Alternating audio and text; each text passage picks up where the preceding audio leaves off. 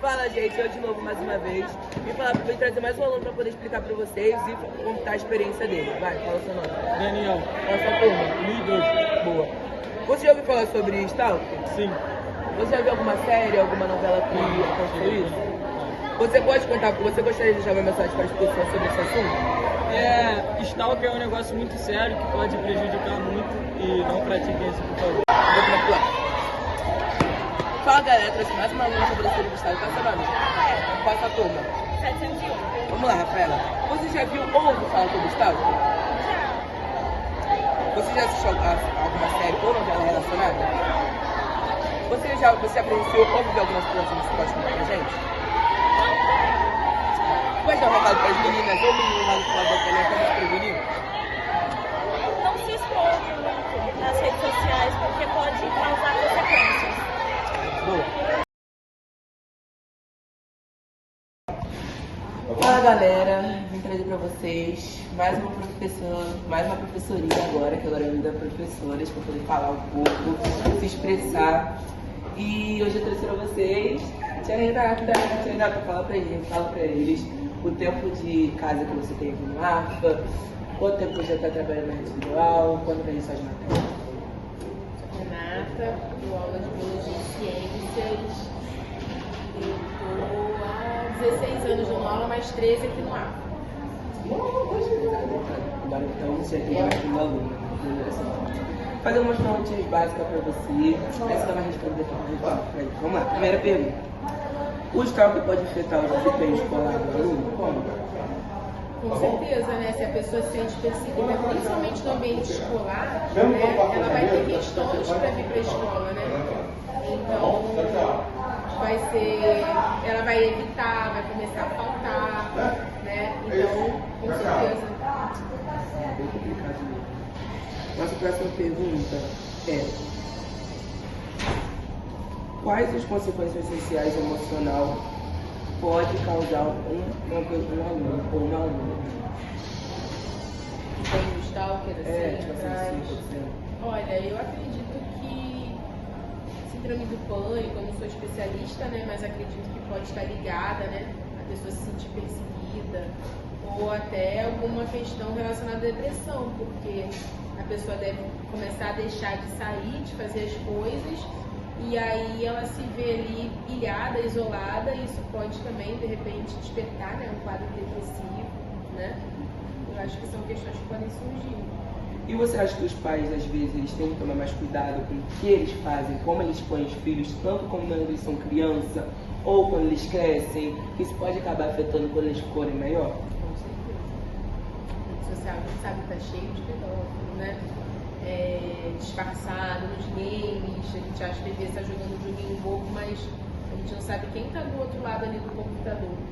Então é muito importante esse monitoramento. Eu tenho uma filha pequena, né? Ela não está nesse universo ainda, ela tem só 7 anos, mas é uma das coisas que me faz, por exemplo, ter vontade de deixá-la longe de tela, desse tipo de coisa, por mais e mais tempo, né? Porque a gente não sabe quem é a outra pessoa que está do outro lado.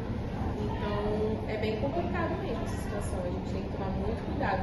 E aí você tá ali na rede social, expõe uma foto do seu filho, se o perfil é aberto, a gente não sabe quem tá vendo, para quem tá chegando essa imagem, né? E dali pra pessoa começar a seguir por conta da foto do filho, é complicado, eu acho. Você já teve alguma experiência, no caso, com um aluno, com outros com vocês, e acabando que ele, tipo assim, esquecendo que você é a professora dele e ele sendo seu aluno, e isso pode ter que ele te stalkeia, acaba tendo essa coisa que você já tem que ter esse cuidado?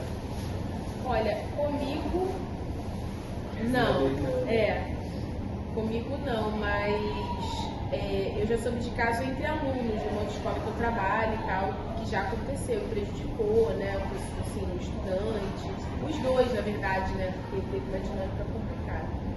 Mas eu já soube de casos entre alunos. Com professor, assim, eu desconheço, até o momento eu nunca ouvi falar, comigo nunca aconteceu. Era que continue sem acontecer. Existe alguma maneira de educar os jovens para usar a internet sem ultrapassar os limites? Existe. Eu acho que a primeira coisa é o limite, né? Eu acho que a gente tem que entender que o virtual ele é uma parte da nossa vida. A gente não tem que viver no virtual, né? A gente tem que viver no analógico e a gente tem que ter uma presença no virtual, não tem jeito, né? Digital, virtual. Mas a gente tem que entender que a nossa vida não se resume àquele perfil do Instagram ou do TikTok. A gente tem que ter coisas para fazer para além daquilo. Sim. Entende? A senhora já presenciou algum cyberbullying que você pôde, que o aluno veio com a senhora falar? Professora, aconteceu isso, aquela coisa. Alguns. Principalmente em grupo de WhatsApp de turma, é onde acontece principalmente. Eles começam botam uma figurinha vexatória de alguém, ou um comentário, expõem uma foto, alguma coisa assim. Então, principalmente em grupo de WhatsApp eu vejo isso. Já vi situações e já vi alunos que vieram para mim, né, pedindo ajuda para resolver. E aí tem que envolver a escola, a direção, o responsável, né? É um trabalho, já vi coisas assim que pararam da polícia, no boletim de ocorrência, então é uma situação grave. Eu acho que as pessoas têm que entender que a internet não é terra de ninguém, né? Ainda não tem uma regulamentação que é terra de ninguém, porque as consequências do que é feito lá podem chegar para você na sua vida real, é um processo que você pode levar. Né? Você está ali atrás do perfil, mas é uma pessoa. E hoje a gente está tendo a gente está caminhando para cada vez mais ter leis, né, que ajudem a gente a encontrar os culpados por esse tipo de prática na internet. Você acha que professores, por pais de alunos, passam, vocês professores podem passar por isso?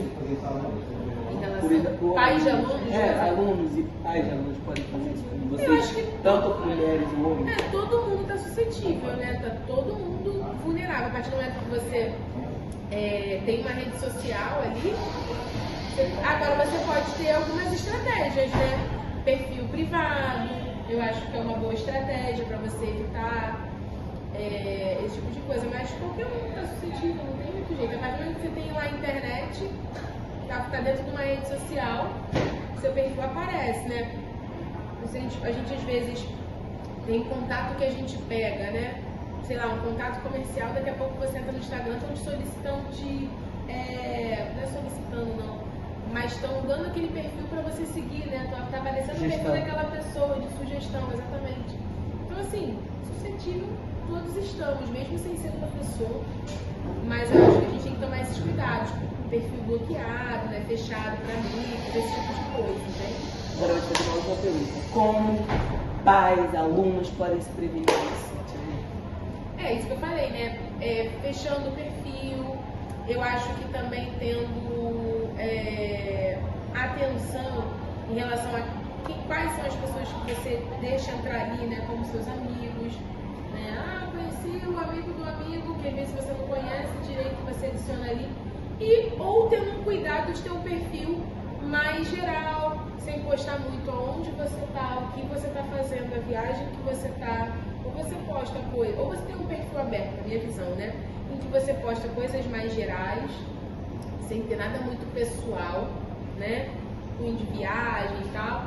Ou você tem um perfil mais fechado, mais reservado, mais privado para amigos, pessoas que você efetivamente conhece, né?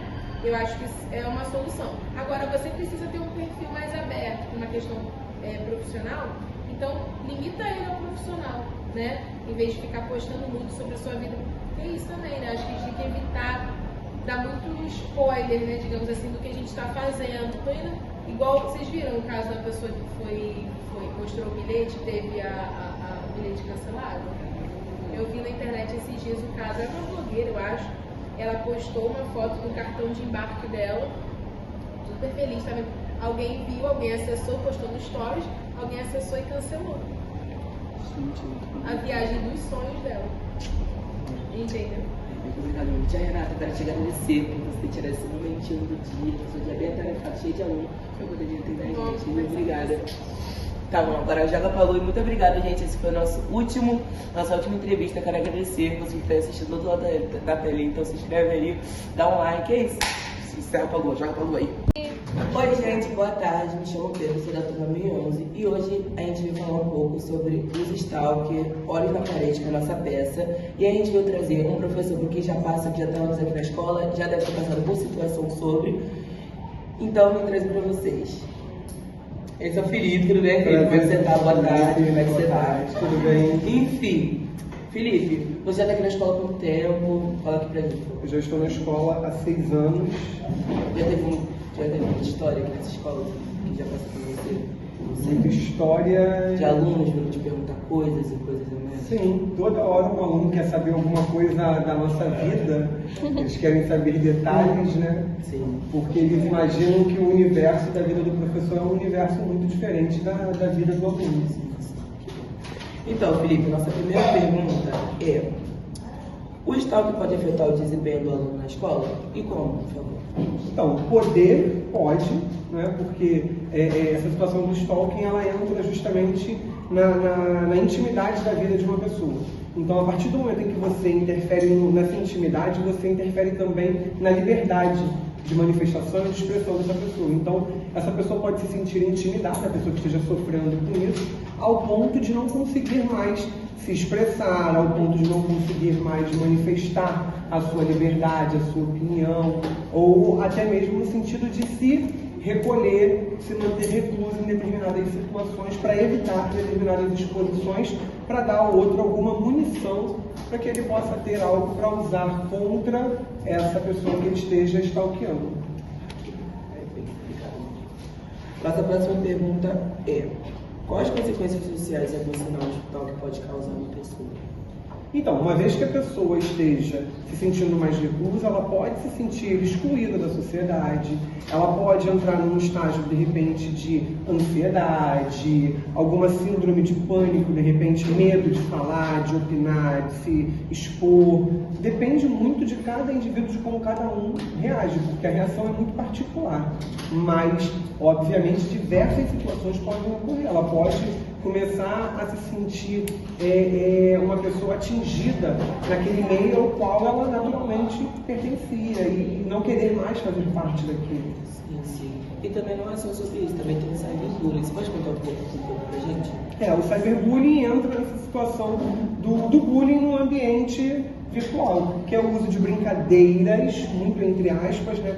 Porque brincadeira não é algo, a brincadeira no sentido literal, não é algo agressivo, ofensivo, algo que machuque, né? E as pessoas acabam achando que aquilo é uma brincadeira porque elas estão se divertindo, mas o outro lado não está se divertindo. Então, o bullying entra nessa situação de mágoa, de sofrimento, de você trabalhar uma situação que seja ruim para o outro lado de forma insistente, de modo a saber que o outro esteja sofrendo. Então, você sabe que está sofrendo e aquilo que está causando sofrimento no outro causa prazer em quem pratica o bullying. E aí, no caso do cyberbullying, entra no universo da internet. E como o jovem hoje está com acesso ilimitado, irrestrito a esse universo, ele acaba sendo vítima muito fácil para esse tipo de situação. É complicado mesmo. Nossa próxima última pergunta: existe alguma maneira de educar os jovens para poder usar a internet sem ultrapassar os limites no caso dos pais? Existir existe, mas aí passa a haver a necessidade de um limite imposto pelos pais. Primeiro que os jovens não deveriam ter acesso às redes sociais porque existe uma idade limite que é 18 anos e eles não possuem 18 anos. Com uma idade muito menor que isso, eles já estão no Instagram, no Facebook, no WhatsApp e tudo mais. Sem falar que existem danos cientificamente já comprovados do uso excessivo de telas. Então, os pais deveriam determinar um limite de 1 hora a 1h30 no máximo para o uso de telas no dia a dia. E tentar trabalhar uma educação que seja com base na conversa, na utilização de exemplo, porque nós somos seres sociais e, consequentemente, nós somos reflexos da sociedade em que estamos inseridos. Então, se ele senta numa mesa para almoçar, para tomar café, para jantar, e está todo mundo conectado, mexendo no celular, esvaziando aquele universo, ele vai se sentir também na necessidade de repetir aquela prática. Então, ele começa a fazer uso excessivo de tela. Não há mais um diálogo no universo familiar, e isso precisa ser retomado. Isso é uma coisa que tem que nascer dentro da família, porque a escola já tem regras, já tem lei que proíbe o uso do celular. E ainda assim, as famílias insistem em permitir que seus filhos tenham celulares, traga o celular para a escola e os jovens insistem em usar celulares, fones e diversos outros aparelhos eletrônicos no universo escolar. Sim. E uma pergunta extra que a gente fez aqui para os nossos telespectadores do outro lado da telinha é: já aconteceu alguma história que o aluno veio te contar, professor, está acontecendo isso, e você pode dar um posicionamento, se você pudesse dar para a gente, para ajudar outros professores que estão iniciando agora essa desenvolver, professor, que não é uma coisa fácil, o professor é muito desvalorizado nesse RJ da gente. E a gente pode contar pra gente, por favor? Bem, existir sempre existe, né? Como eu falei, cada ano é um ano diferente, cada turma é uma turma diferente, cada aluno é um aluno diferente e a gente passa por situação distinta. Então hoje eu estou bem, amanhã pode me acontecer alguma coisa que não é diferente para a vida do aluno. Então às vezes o aluno sente confiança num determinado professor e ele relata uma situação. E aí, eu não acho que caiba trazer nenhum relato específico, né? Exatamente. Mas a gente pode tentar ajudar de diversas formas, desde uma conversa simples, às vezes a criança só precisa ser ouvida e receber ali um apoio, como também, dependendo do caso, a gente encaminhar para orientação educacional. Se for uma situação mais séria, né, algo que fuja da esfera da escola, a gente também entrar em contato, por exemplo, com o conselho tutelar. Então tudo depende muito de que história seja essa, mas é sempre bom ouvir primeiro, acolher e em seguida, se estiver fora da sua alçada enquanto professor, encaminhar para a orientação educacional, que a orientação educacional é que dará os próximos passos, como conversar com a família, chamar a família, ou as famílias, porque pode haver outros alunos também envolvidos, e em último caso, havendo necessidade também do conselho tutelar. Tá bom, Felipe. Quero agradecer por você ter se disponibilizado para poder vir fazer essa entrevista também. Quero agradecer essa turma que ficou todo mundo quietinho.